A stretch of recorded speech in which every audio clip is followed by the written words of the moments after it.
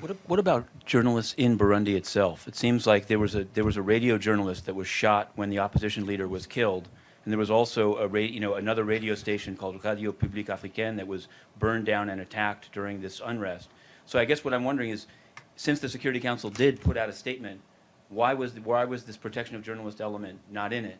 And how does, so I guess as sort of a test case for the Council's focus on this issue, how could they speak about obviously other problems in that country, but leave the protection of journalists element out? How did that happen? No, the reasons why I already explained why, but the more concrete maybe aspects. Not just today. They put out a statement over the weekend, but the press freedom element was nowhere inside. I guess I'm asking why. I think you know very well how press statements and PRSDs and press elements operate. You've been here longer than I have, so you certainly know that unless the council members agree to that, we cannot have it in the text.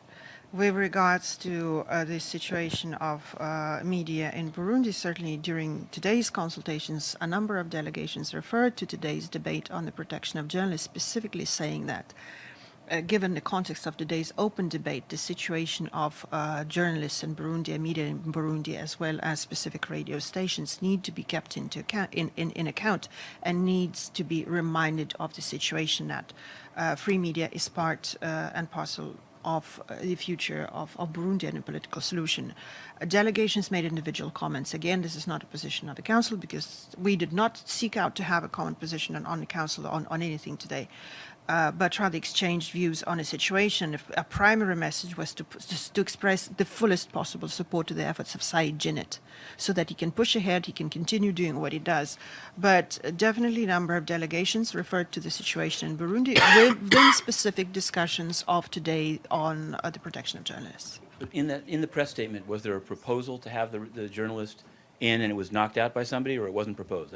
I do know how it works, so I wanted to know, was it proposed and rejected or never proposed? That's all. Thanks. I think you should ask the penholders on how the negotiations proceeded.